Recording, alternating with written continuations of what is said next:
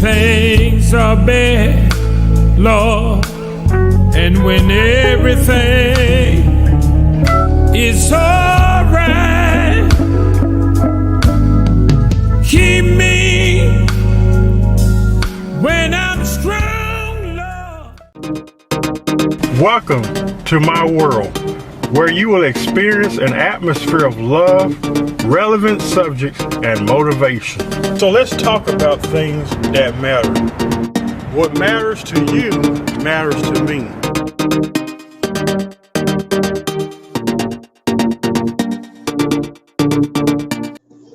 Welcome to the Brother Henry and You Show. I am your host, Henry Harris. What a delight and an honor to be with you today.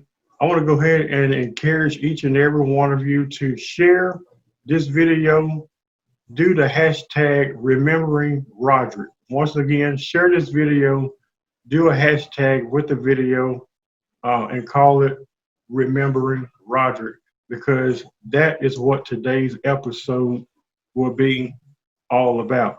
You mentioned Rodrick, you hear everything from outstanding to a loving and caring husband, friend, hard worker, kind, generous, considerate,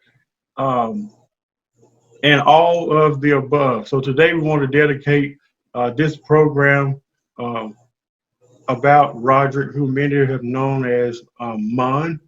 He was related to me. He was my cousin who recently passed away as complications of COVID-19. Today we will focus not necessarily on his passing, but we want to focus on some of the good times. We want to focus on some of the great memories that we've had of him. And by you, once again, sharing this video, you help us to do that. Today we have his lovely and beautiful and gorgeous wife, Valery Rodgers, with us today. And let me first of all begin by saying thank you for taking this time to be on the show.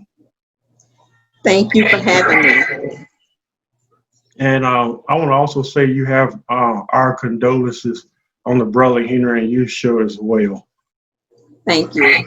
Let me start out with this question. How did you meet Rodrick?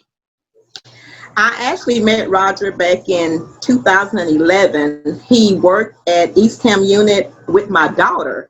And my daughter came and she introduced me to, well, she actually kept telling me about Rodrick. And she said, well, Mom, can I give him your number? you were like, oh my God, he's so fine. Yeah, at that point, I had been in, previous bad relationships, and I wasn't really at that point. But I did give in, and I let her give him my number, and he reached out to me. And from that point, after going out with him, he took me and all of my children out on the first date. So after going out with him a few times, that he was an awesome, extraordinary guy. He really was. After kind of going out with him a few times and spending a little time with him, and then learning, about his children, previous children and his family, we pretty much had a lot of stuff in common. He was church going and had grew up in the church. And of course, my dad is a pastor. So I had grew up in the church as well. So we kind of had a lot in common. Oh, that's awesome. That's pretty much how we met. So when you meet someone, Valery, there's this thing that's called first impressions. And I still believe that that's important. What was your first impressions of him when you met him? The first impressions, that I just have to use words, because it's beyond words, but he was just humble. He's always, it just seemed he was God-fearing, and he was just loving. Just even me meeting him, I could tell that he was that humble, loving gentleman. He's outstanding. I have nothing bad to say about my husband. He was great. That's great to hear. So that's what you found the most appealing about him, that he was charming, approachable. I see that same thing. Like I said, I hadn't seen him in years. He's my cousin. He's family. I love him tremendously. But one great attribute that I can remember, even going back to my childhood, was that the dude can throw down on the barbecue pit. Oh my. He can definitely do that. We at this point now I have actually bought him. I think we have like 5 or 6 grills out there now in the yard, and it's like every Father's Day he got a new grill, and then like shortly after that I bought another grill. Then he has some on the porch that he does just his briskets in. So we have a lot of grills, so that he definitely can do. That's great. There's always something about someone that maybe we don't know. And there could also be things about a person that we do know. Tell us something that maybe we may not know about him. That's good, of course. Well, one thing that I can say about Rodrick, during our whole 9-year relationship, Rodrick, he's that person that never changes. I mean, he never ceased to amaze me. He was always the same. You know, you get into a relationship, and you know, when you first get into one, they're really good. You know, they do everything right, and then they'll start to change. At some point, sometimes they'll start to change. You're right about that. You will notice that. But with Rodrick, he never changed. He was always the same. Always the same. Always on his way to work, he would call me. He talked to me all the way till he get to work. He would call me when he get off. He talked to me all the way till he get home. And he'd get mad if somebody beep in, and I think I'm going to get off the phone and talk to my daughter. Well, they can just wait till I get there. So he was a funny guy, because I was like, well, you coming on home? But he'll say, well, they can just wait till I get there, and you can call her back, because he wanted me to talk to him all the way there and all the way back. And so he just was a person that never changed. In 9 years, he did that same thing. So he just never changed. That is so sweet. And like you said, sometimes when you marry someone or go into a relationship with someone, they're just like, they change. They change like the weather. Like, and you're like, oh, wow, you did a 360 on me. So it's very rare to meet someone that's the same way that they are, even years down the road. That tells me that Rodrick never put on a front. No. He was at face value who he was. He wasn't pretending to be anything. What you saw is what you got. That is correct.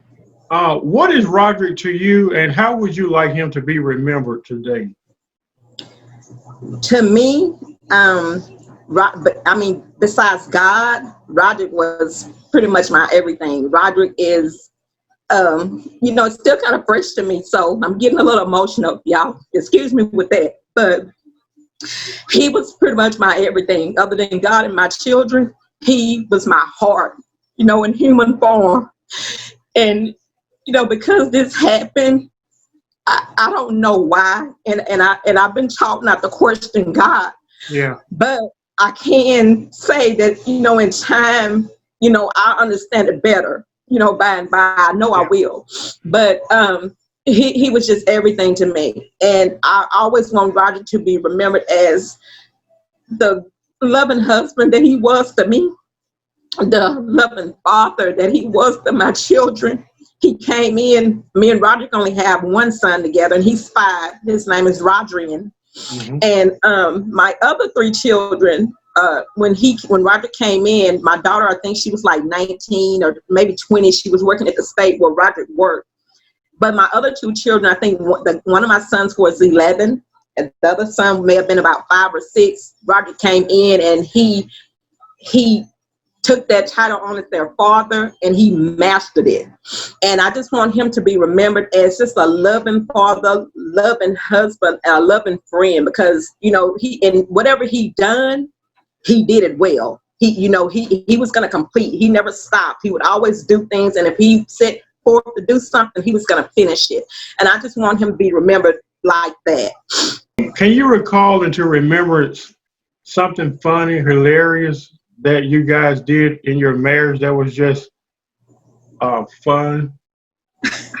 Well, it would take us all day to talk about everything fun that we've done, because we have had some amazing times. I'm trying to think of something that I can make y'all laugh about. We just have had so many fun times. I can't I guess just right off the top of my head, I just can't think of something because I have so much to tell. But we have had some amazing times. Like he's always funny. Like I say, sometimes he wouldn't be feeling well, and like I guess I'll use for Valentine's Day of this year. He wasn't feeling well, and that night, right before Valentine's Day, Rodrick had went into the emergency room. His blood pressure was high. And so we sit up there. We were there from, I know, about 2 o'clock in the morning, maybe till about 6 in the morning. And I was wondering, I was like, oh my goodness, I've already gotten his Valentine's stuff, and he's always the late man. He's gonna get it, and he's gonna get something good, but he's the late guy. Mm-hmm. And so he had told me, he said, baby, I don't feel real good. He said, I'm kind of sick, but I'm gonna leave you here and I'm gonna run on. I said, no, don't worry about it. Don't worry about getting anything. I know you don't feel good, but he still had to go out and get me that perfect Valentine's gift. And he came in with candy and flowers and everything, a card. And then he had also called. I had pointed out a ring that I wanted maybe a month or two prior to Valentine's Day.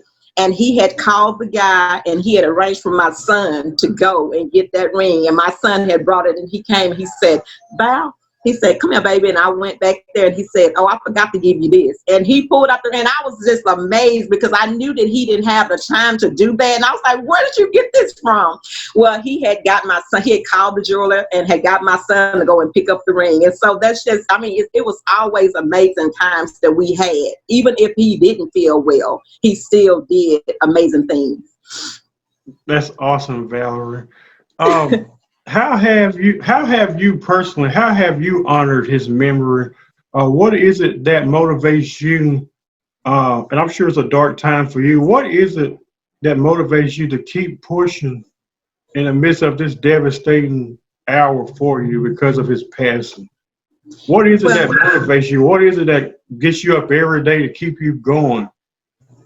My whys, we all have to have a why. And my main thing is I know that if Rodrick could say something to me, I know that he wouldn't want me to just sit here and just give up. He would want me to get up and to keep on doing exactly what I was doing as if he was here. And then my whys also are my children. I look at them and I know that, Rodrick is gone, but I still have to be mom and I still have to get up and do things for them. So basically, like Rodrick is, what he would want me to do. And I know what he would want me to do if he could speak with me. And my children are the reasons that motivate me to get up and to keep going.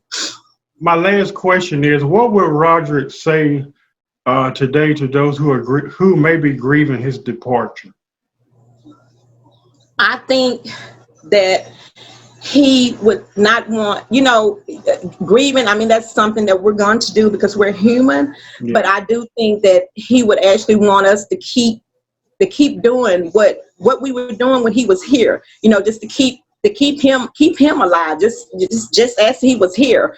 Not to cry and to give up and just lay around and just say, oh, I can't. You still have to move. And I think that's what he would want all of us to do. And just to remember him as he was when he was, up and about and going, because he was always that. Even the co-worker, he was always, one thing about him, he always went to work. He worked overtime. He did what he had to do to provide for his family. And I just think that he would want people to remember him and to keep going as if he was still here. Valery, thank you so much for taking this opportunity to be on the Brother Henry and You show today.